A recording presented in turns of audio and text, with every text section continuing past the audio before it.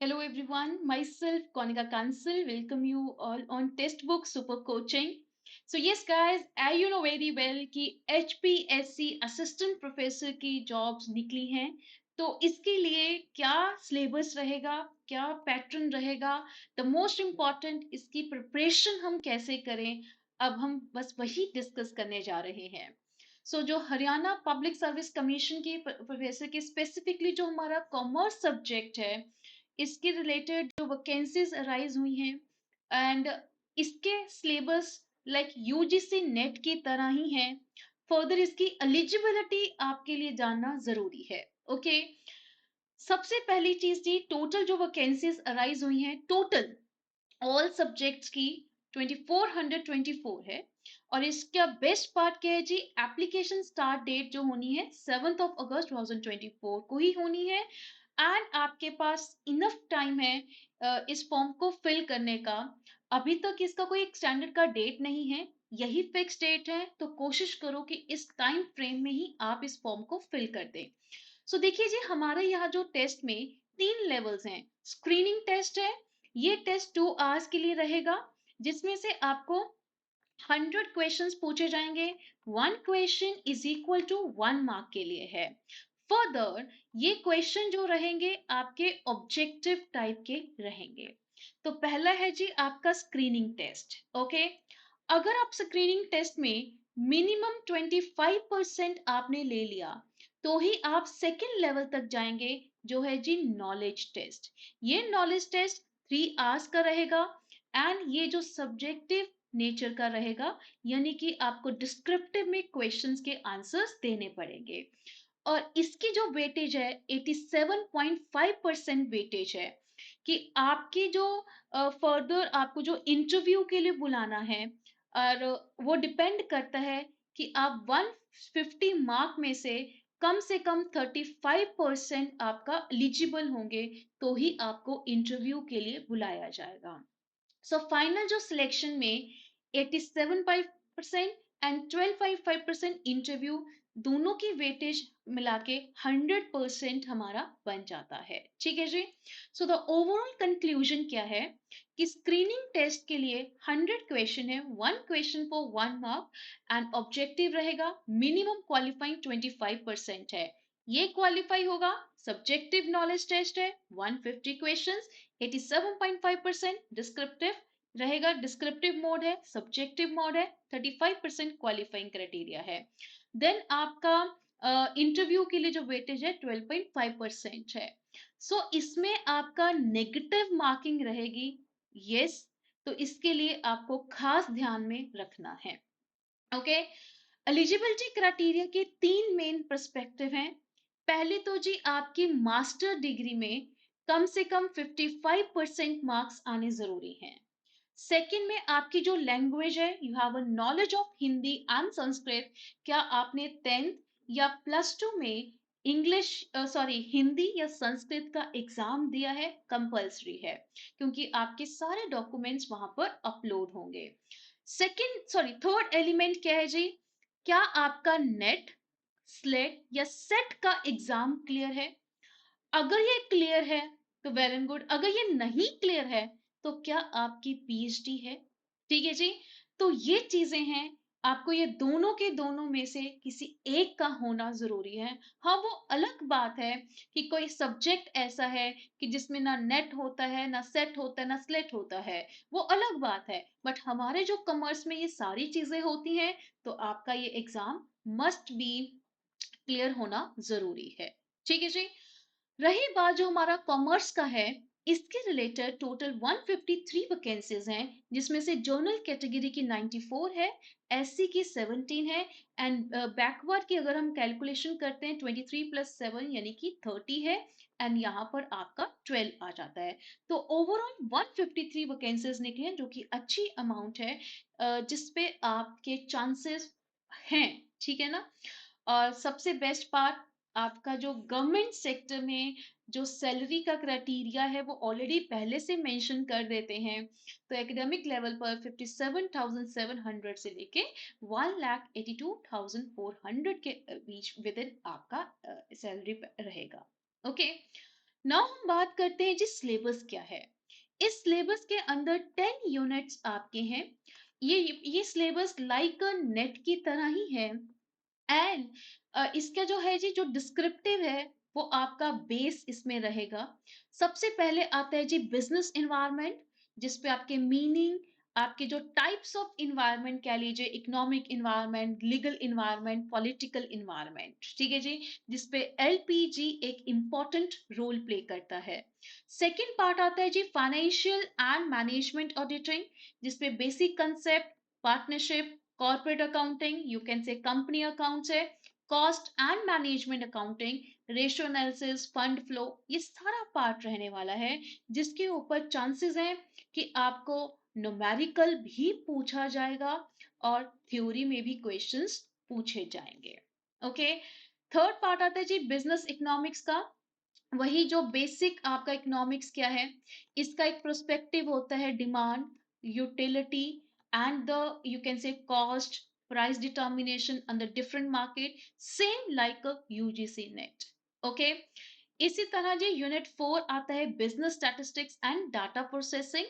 Most of the students ने हमारा जो नेट सेट में डाटा प्रोसेसिंग नहीं होता है, बट इस एग्जाम के लिए आपके लिए पर्सपेक्टिव को समझना, इनकी थ्योरी के पर्सपेक्टिव को करना बहुत ज्यादा इंपॉर्टेंट है। ओके। देन आता है जी बिजनेस मैनेजमेंट, जिसपे हम बात करते हैं पोस्ट को। पोस्ट को एक इंपॉर्टेंट फैक्टर है, जिसपे आपको प्रिंसिपल्स के साथ आपके प्लानिंग क्या है, ऑर्गेनाइजिंग क्या है, स्टाफिंग क्या है, ठीक है जी, डायरेक्टिंग, कोऑर्डिनेटिंग, ये सारी चीजें करनी है। फर्दर आपका corporate governance and business ethics भी आपको अच्छे से करके जाना है। नेक्स्ट आता है जी मार्केटिंग मैनेजमेंट, जिसमें आपके मार्केटिंग मिक्स का कंसेप्ट किसने दिए हैं। आपके 4 पीस तो आपको डिटेल में करने हैं, फर्दर 7 पीस भी आपको करके जाने हैं। और मार्केटिंग की प्लानिंग्स क्या रहेंगी, सेगमेंट, टारगेटिंग, पोजीशनिंग, ये भी आपके लिए इम्पॉर्टेंट है। सेवंथ यूनिट आता है जी फाइनेंशियल मैनेजमेंट। फाइनेंशियल मैनेजमेंट के 4 पर्सपेक्टिव्स हैं। पहले तो कैपिटल स्ट्रक्चर, कैपिटल बजटिंग, ठीक है जी, वर्किंग कैपिटल मैनेजमेंट, डिविडेंड, ये आपके लिए इंपॉर्टेंट है, जिसके ऊपर क्वेश्चंस पूछे जाते हैं। एचआरएम पूरा का पूरा कवर्ड है, जिसमें हम ह्यूमन रिसोर्स डेवलपमेंट है, ह्यूमन रिसोर्स प्लानिंग है, कैसे आपकी सैलरी को डिसाइड करना है, कैसे हम इंडस्ट्रियल रिलेशंस बिल्ड करते हैं, वो 4 पर्सपेक्टिव्स हैं। जैसे कि पहले तो एचआरएम का मेन बेस है, ये आपका प्लानिंग के साथ है, ये भी प्लानिंग के साथ है। ये आपका कंपनसेशन, सैलरी कैसे डिसाइड करनी है, ये आपका डेवलपमेंट का पार्ट है, इंडस्ट्रियल रिलेशंस कैसे बिल्ड करते हैं। नाइन्थ आता है जी banking and financial, as like UGC NET और अ सेट एग्जाम, जहां पर different different types of bank, RBI है, नाबार्ड एंड रूरल बैंक्स के ऊपर मेन आपको इसके ईयर्स क्या हैं, ठीक है जी, इनके फंक्शंस क्या हैं, वो आपको जानने जरूरी हैं। क्योंकि थ्योरी में जब आप लिखते हैं ना, इम्प्रेशन बनाना जरूरी है कि you have a good amount of knowledge of that topic. अगर रूरल बैंक है, रूरल बैंक का मेन कौन इसको रेगुलेट करता है, कब इसका स्टैब्लिश हुआ, क्या इसका कोई एक्ट है, इसके क्या मेन फंक्शंस हैं, वो चीजों की क्लैरिटी होना आपके लिए जरूरी है। तो banking sector reforms in India, NPA, capital adequacy, digital banking और ई बैंकिंग, जितने भी डेवलपमेंट बैंक्स है, इन सब के फंक्शंस आपके टिप्स पे होने चाहिए हैं। फर्दर इसमें कितना कैपिटल रिक्वायर होता है कुछ के, वो भी आपको लर्न होने जरूरी है। तो लास्ट आपका आता है जी इंटरनेशनल बिजनेस, जिसमें थ्योरेटिकल फाउंडेशन क्या है, इंटरनेशनल लिक्विडिटी, जितने इकोनॉमिक इंस्टीट्यूशंस हैं, world trade organization very important है, स्ट्रक्चर ऑफ इंडिया, लाइक आपकी फॉरेन ट्रेड पॉलिसी जो 2024 के रिगार्ड हो, वो उसके ऊपर क्वेश्चंस पूछे जा सकते हैं। या जो आपके बजट के अकॉर्डिंग इसमें कुछ हमारे फॉरेन ट्रेड के ऊपर क्या क्या हाईलाइट्स हैं, वो हमारे इसके लिए इम्पोर्टेंट हैं। ओके। अब बात आती है कि ठीक है, इसके हमारे पास 10 यूनिट्स तो हैं, बट हमें इसकी प्रिपरेशन कैसे करनी है। पहली चीज थी, इस सिलेबस का आप क्या निकालें जी, प्रिंट आउट निकलवा के जरूर रखें, ठीक है जी। सेकंड चीज, आपके पास ग्रेजुएशन या पोस्ट ग्रेजुएशन की बुक्स होंगी, उन बुक्स में से कोशिश करो इन थ्योरी को रीड करने की, क्योंकि उसमें हर चीज डिटेल्ड है। डिटेल्ड पढ़ोगे तो ही आप डिस्क्रिप्टिव में वो उतना पोर्शन लिख पाओगे जो क्वेश्चन में पूछा है। थर्ड चीज क्या करनी है जी, जितना हो सके हर किसी के ईयर्स आपके लिए इम्पोर्टेंट है, ठीक है जी। एंड द मेन चीज जो हमारा इसमें एजम्पशंस अगर किसी की बन पाती हैं वो आपको पता होनी चाहिए। थ्योरी में ये हेल्प करती हैं, किसी चीज के फीचर्स हैं वो आप अच्छे से करो, ठीक है जी। न्यूमेरिकल क्वेश्चन भी इसके ऊपर पूछे जाते हैं। ज्यादातर अकाउंट्स एंड आपका बिजनेस फाइनेंस ही है जो न्यूमेरिकल पूछा जाएगा, बाकी में थ्योरी के चांसेस हैं, ठीक है। तो अगर किसी का एक्ट है, मान लीजिए आप उसके ऊपर बात कर रहे हैं, यू कैन से हमने एक्ट जो हम पार्ट करते हैं इंटरनेशनल बिजनेस में है, वैसे तो लीगल में है, लीगल हमारा इसमें है ही नहीं है। तो जो आपका इंटरनेशनल बिजनेस के अंदर, जैसे कि हम एक फेमा एक्ट के ऊपर बात करते हैं, तो ये फेमा एक्ट की स्टोरी क्या है, ये फेमा एक्ट आया कब है, ठीक है जी। क्योंकि जब आप एक इम्प्रेशन बनाना है ना, स्टार्टिंग आप फैक्ट से करते हैं, बाद में आप जो लिख रहे हैं वो बाद की बात है। जो स्टार्टिंग आपकी होनी चाहिए वो फैक्ट्स के साथ होनी चाहिए है, ऑथर्स के साथ होनी चाहिए है, ठीक है जी। अगर हो सके आप स्लोगन्स, अगर किसी लाइन में किसी किसी ने कुछ किसी के बारे में बोला है, वो कोट्स में उन चीजों को याद करके आप वो लर्न करने की कोशिश करो, ताकि वो पेपर में आप जब डिस्क्रिप्टिव बना रहे हैं उसमें इन चीजों को आप जरूर लिख सकें, ठीक है जी। ये छोटी छोटी चीजें हैं जो आपको ध्यान में रखनी है। बाकी we are always with you, हम डेफिनेटली इसके ऊपर आगे सेशंस लेके आएंगे। आपका चाहे वो डिस्क्रिप्टिव हो या ऑब्जेक्टिव हो, इसकी प्रिपरेशन हम आपको जरूर करवाने वाले हैं, ओके।